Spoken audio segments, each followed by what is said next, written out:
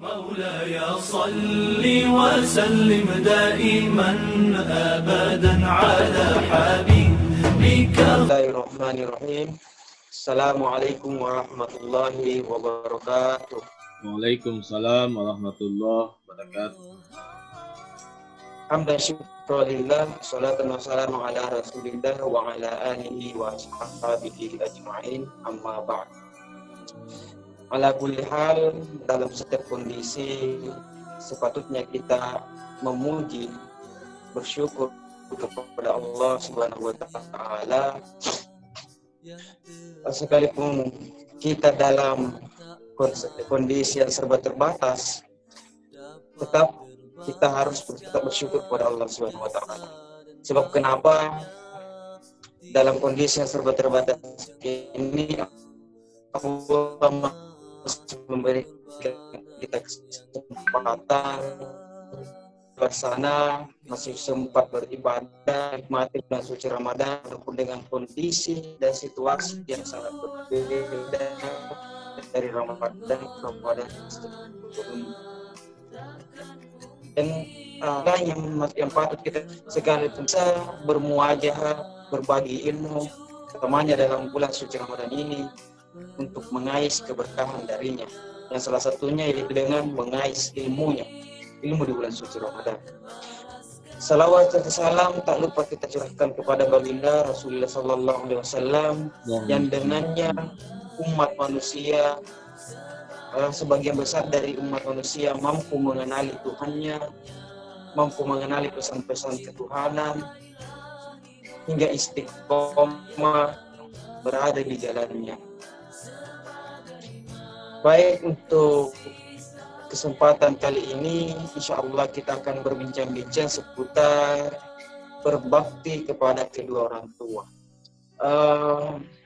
Berbakti kepada orang tua itu erat kaitannya dengan sebuah hadis, ridallah fi ridal walidain, sukhullah fi sukhul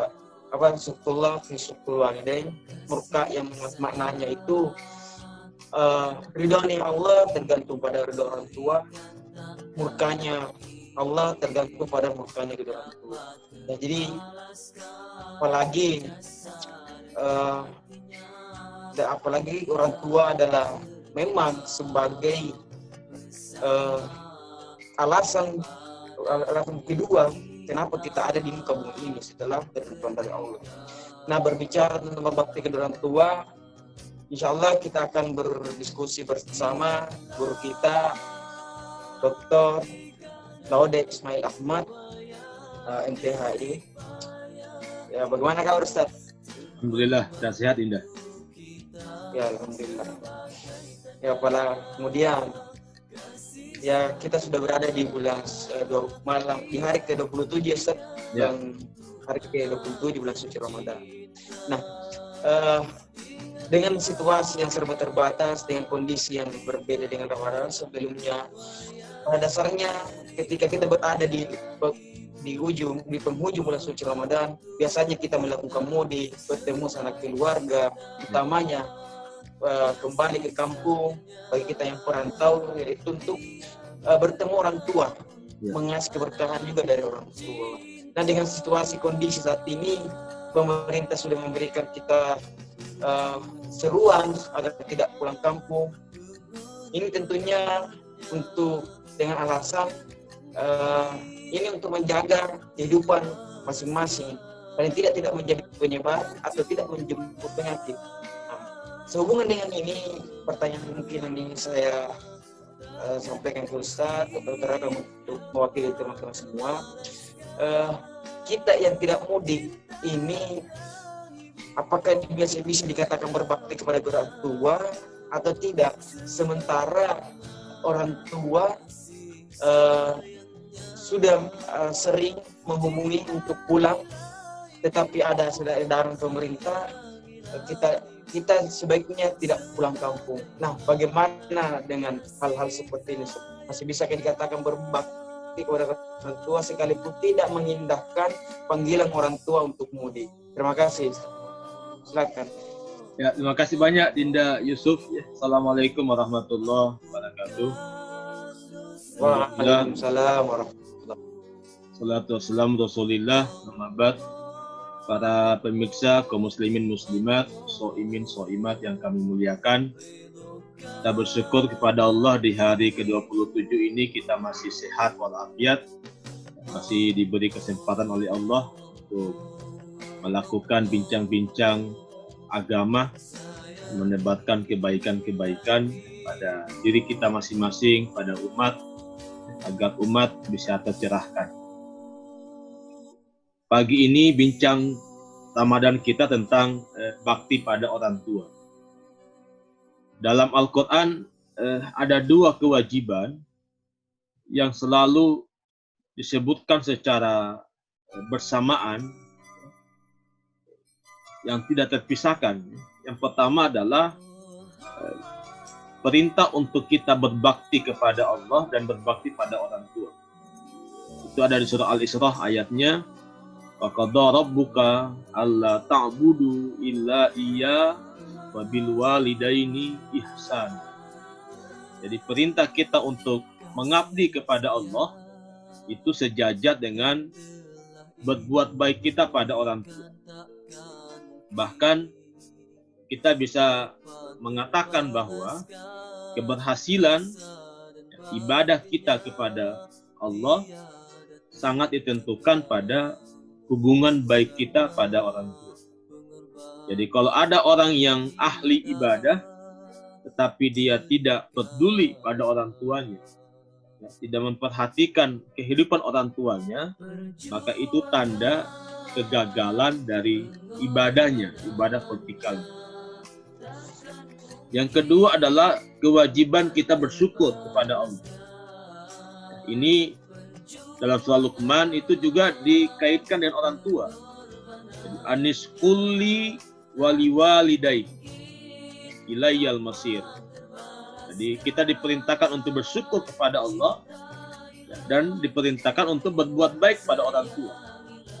Jadi rasa syukur kita kepada Allah nanti dinilai jika kita memiliki rasa syukur, hubungan baik pada orang tua kita.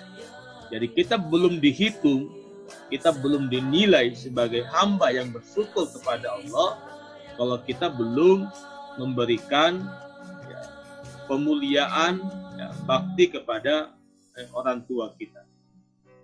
Bahkan secara umum kita bisa mengatakan bahwa ibadah-ibadah seorang hamba, seorang anak manusia tidak punya arti apa-apa jika dalam kehidupannya itu kemudian menafikan kebaikan-kebaikan yang mesti dia lakukan kepada orang tuanya. Nah, para pemirsa, dalam konteks ini kemudian kita hari ini sedang di masa pandemik, kemudian pemerintah melarang kita untuk mudik, pada itu sudah menjadi tradisi budaya kita untuk menyambut silaturahim. Maka saya kira dalam konteks ini dua belah pihak mesti saling memberikan pemahaman. Pertama, anak harus memberi pemahaman pada orang tua bahwa ketidakpulangannya akibat ketaatan pada Allah sekaligus ketaatan pada pemerintah, supaya dia tidak membawa sesuatu yang buruk pada keluarganya di kampung sana, pada orang tuanya. Yang kedua juga orang tua mesti memahami kondisi ini. Jadi kalau misalnya ada orang tua yang sudah menelpon anaknya untuk pulang, temu di kampung, saya kira orang tua juga dibutuhkan kebijaksanaan dalam hal ini. Jadi pada dasarnya sebenarnya bakti-bakti anak pada orang tua sangat tergantung kebaikan-kebaikan orang tua pada anak. Dalam pengertian, jika orang tua kita telah memberikan contoh teladan yang baik pada anak-anaknya, bagaimana orang tua kita memuliakan kakek nenek kita, maka insya Allah anak-anak kita juga akan memuliakan kita. Tapi jangan pernah berharap anak-anak kita akan memuliakan kita, akan berbakti pada kita, jika contoh yang kita berikan, kita tidak pernah memuliakan kakek neneknya, orang tua dari orang tua kita. Ini problemnya saya kira. Ya, oleh karena itu, ya kita sebagai anak, saya kira kehidupan kita hari ini karena keberhasilan orang tua kita. Jadi tidak boleh kita melihat diri kita hari ini sebagai perjuangan pribadi kita. Di sini ada doa-doa orang tua, di sini ada air mata orang tua, di sini ada rintihan-rintihan orang tua agar anak-anaknya bahagia. Jadi kalau kita hari ini berhasil, itu tandanya orang tua kita sukses mendidik kita. Nah, kita hari ini malah bertanya, ya, apakah kita juga bisa menjadi sukses mendidik anak-anak kita? Ini problem kita hari ini, beban kita hari ini. Ya, jadi orang tua yang anak-anak yang sukses hari ini adalah buah dari perjuangan orang tuanya. Tapi kalau misalnya Anda yang sudah menjadi orang tua, yang sudah punya anak, sudah menjadi ayah atau ibu, maka keberhasilan Anda jika Anda mampu membawa anak-anak Anda seperti orang tua Anda membawa diri Anda pada kehidupan yang lebih baik.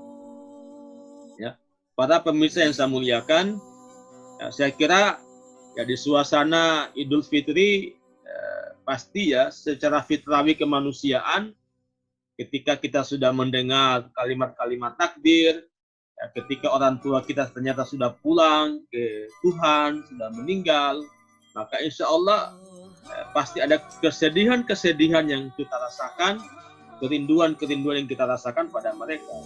Ya, oleh karena itu, ya, saat ini jika mereka masih hidup, maka kesempatan untuk kita untuk berbakti pada mereka.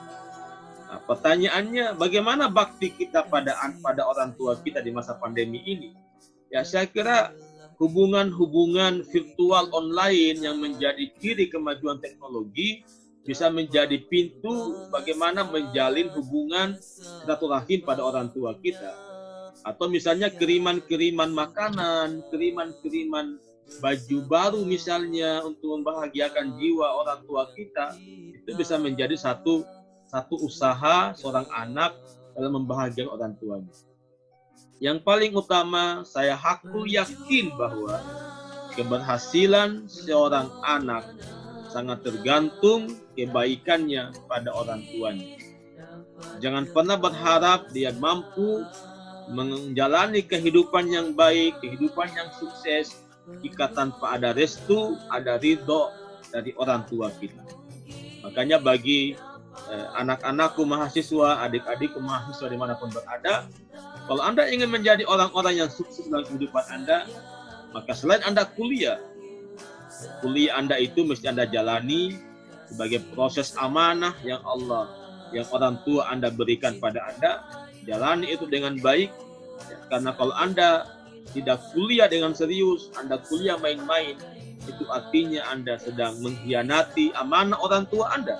Dan bagaimana mungkin Allah akan memberikan ridho, ya, memberikan jalan, ya, terbaik dalam kehidupan Anda jika Anda sendiri telah mengkhianati amanah-amanah orang tua itu.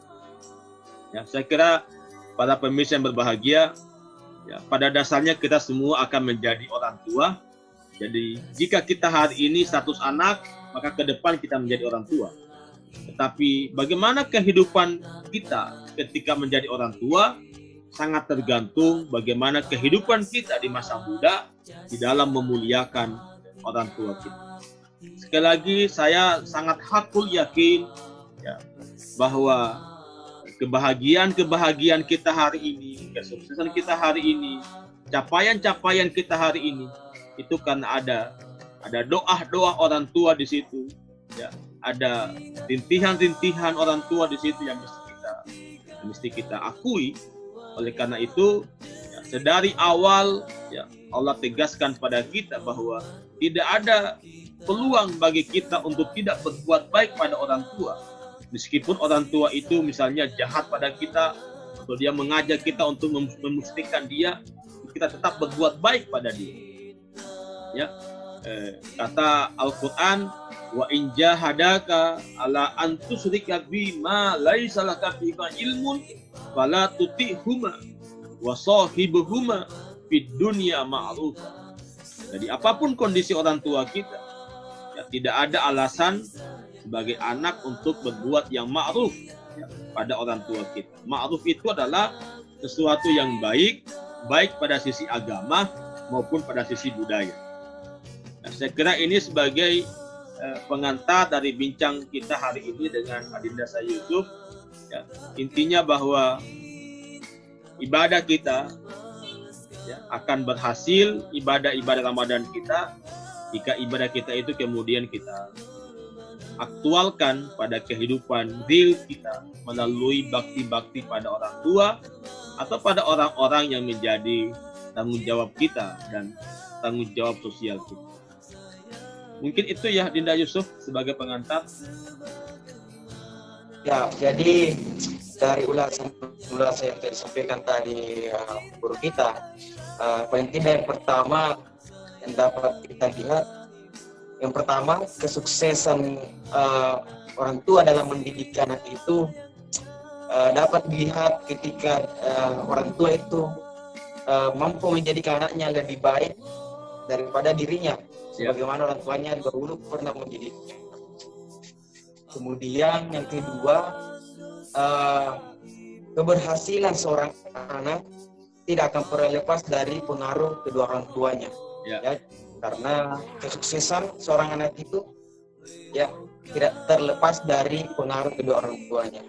Ya, dalam hadis mungkin juga dikatakan kullu mauludin yuladu ala fitrah fawawahu yuhawidani aw yumatizani aw yunassirani. Intinya seorang anak itu lahir dalam keadaan kosong. Kalau kita membahaskan secara tekstual, anak itu lahir dalam keadaan kosong dengan pikiran yang belum ada campur. Memang hadis ini berbicara tentang agama Islam sebagai fitrah, tapi kita alihkan bahwa manusia, orang bayi itu lahir dalam keadaan kosong. Artinya apa? Anak ini akan diisi oleh orang tuanya, maka segala perbuatannya itu akan berdasarkan apa yang disaksikan dari kedua orang tuanya. Ini. Kemudian yang ketiga, ternyata dalam hal mudik, dalam hal berbakti kepada orang tua, utama tidak selamanya kita harus mengindahkan apa yang diinginkan oleh orang tua. Itu yang saya rasakan. Ya. Itu yang saya rasakan. Tidak selamanya kita harus mengindahkan apa yang diinginkan oleh kedua orang tua kita. Selama itu mengarah kepada aspek kebaikan, aspek sama-sama menjaga kebaikan, mungkin terjadi kesalahpahaman antara anak dan orang tua, tetapi perlu ada saling sikap, saling memahami antara anak dan orang tua. Ya. Kenapa demikian? Karena mungkin tepatnya Dinda Yusuf bahwa ya apa yang orang tua inginkan ya pada dasarnya kita indahkan, kita mesti perhatikan. Tetapi pemenuhan kita pada apa yang orang tua inginkan itu mungkin tidak seperti yang orang tua maukan. Jadi kita bisa melakukan hal-hal yang berbeda, tetapi pada intinya itu bagian dari proses menyenangkan, membahagiakan orang tua kita. Jadi kalau misalnya mereka menginginkan kita untuk pulang misalnya, itu kan keinginan terbesarnya misalnya. Tapi karena kondisi pandemik ini kemudian kita tidak bisa pulang, pemerintah melarang kita. Maka bagaimana tanpa mudik, tapi kedekatan jiwa orang tua sama anak itu terkoneksikan. Ya, maka media-media sosial, ya, virtual online itu bisa menjadi pintu untuk mendekatkan jiwa anak dan ibu orang tua. Jadi memang dia tidak mudik, tapi harapan kita dengan menatap wajah orang tua kita, dengan menatap wajah anak kita, itu sudah bisa menjadi obat kerinduan bagi orang tua pada anaknya dan obat kerinduan bagi anak pada orang tuanya. Ya, jadi saya kira memang apapun yang diinginkan orang tua itu idealnya kita harus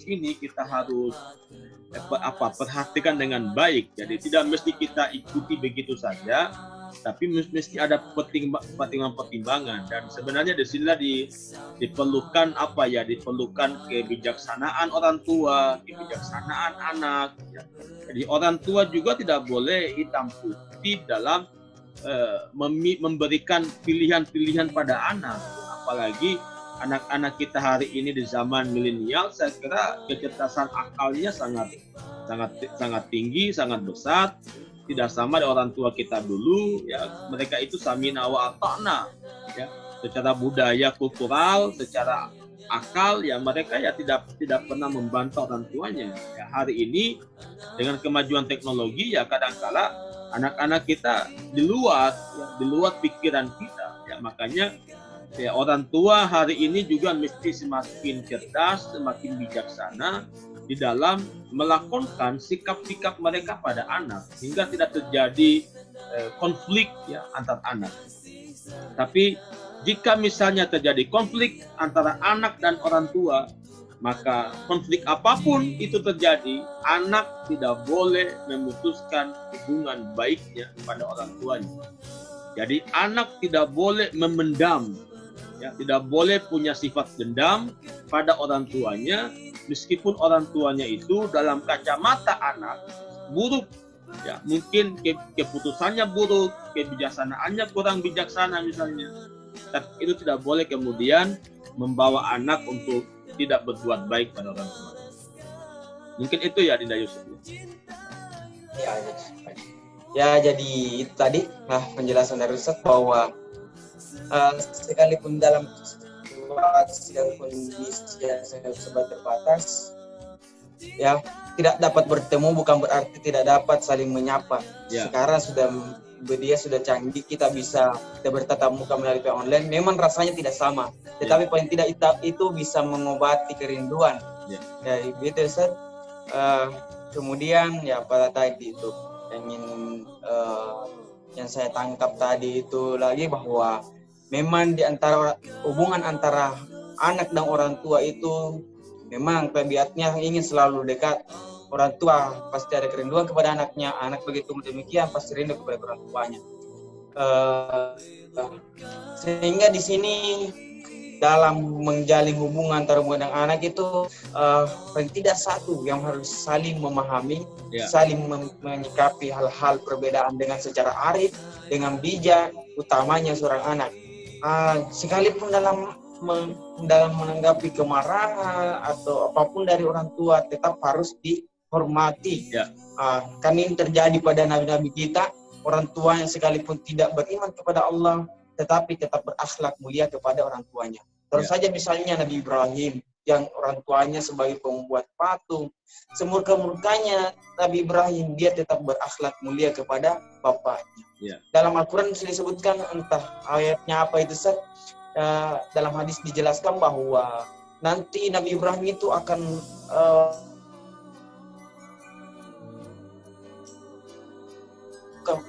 dalam neraka. Mungkin itu ada hadis yang pernah saya baca itu.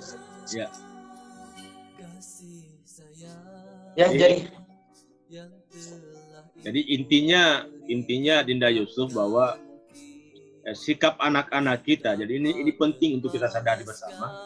Sikap anak-anak kita pada diri kita sebagai orang tua sangat tergantung sikap kita pribadi sebagai anak pada orang tua kita.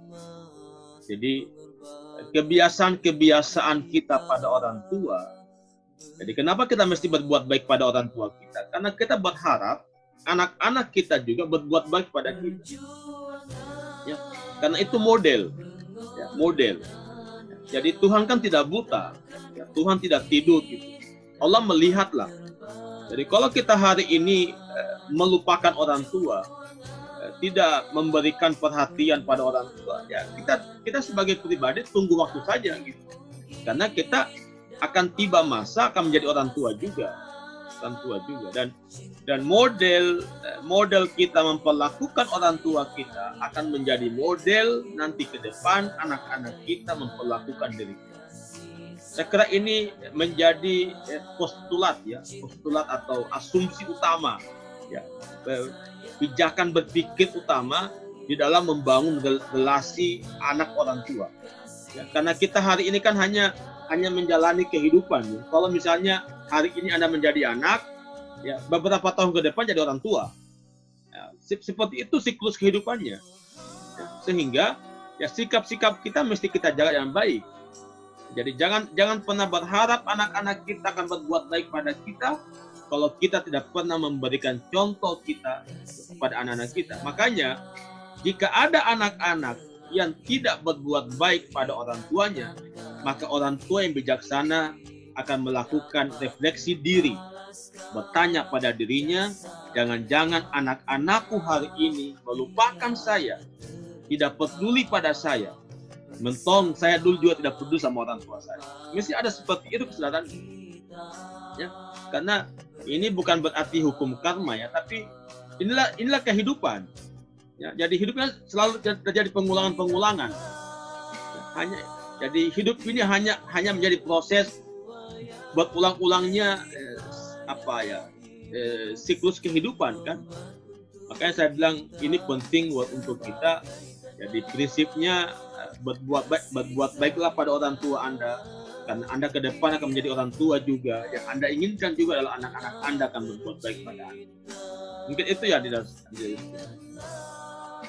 Ya, mungkin ini pertanyaan terakhirnya, Sas. Ya. Ini ungkapan, ini mungkin sebagai pelajaran pada saya, Sas, yang kelak insya Allah jadi orang tua juga. Ya. Allah. Ini ungkapan yang tanya hadis itu bukan, entah ada bahasa anakmu suatu saat itu adalah cerminan dirimu, Ya. cerminan orang tua. Ya. Itu sejalan dengan apa yang tadi diungkapkan oleh Ustaz. Ya.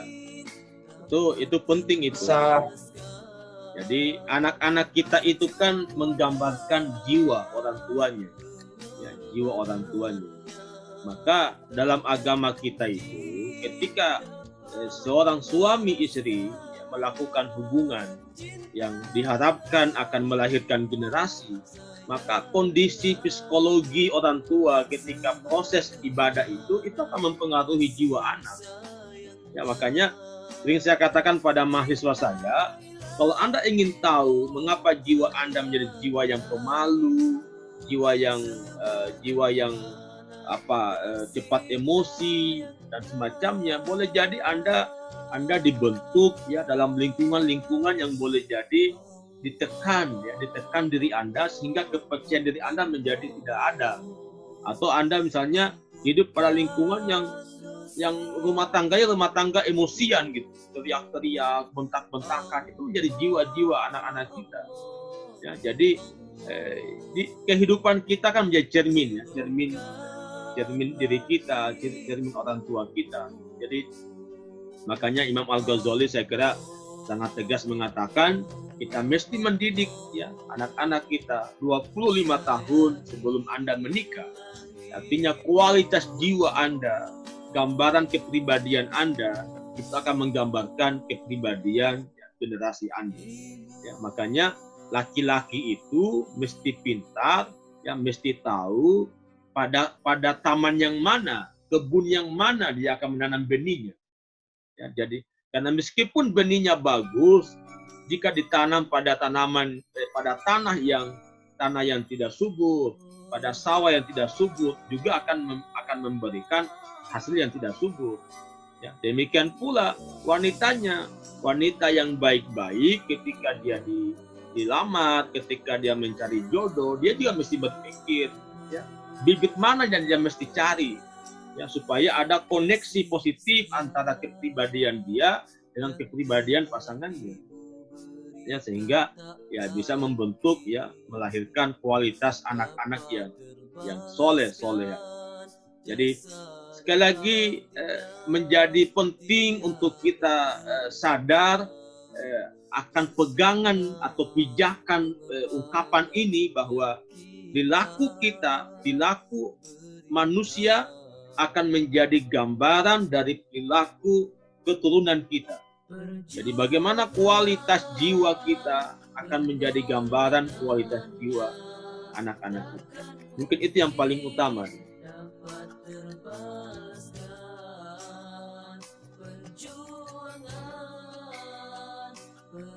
Ya, silakan Cuk. Baik, selesai.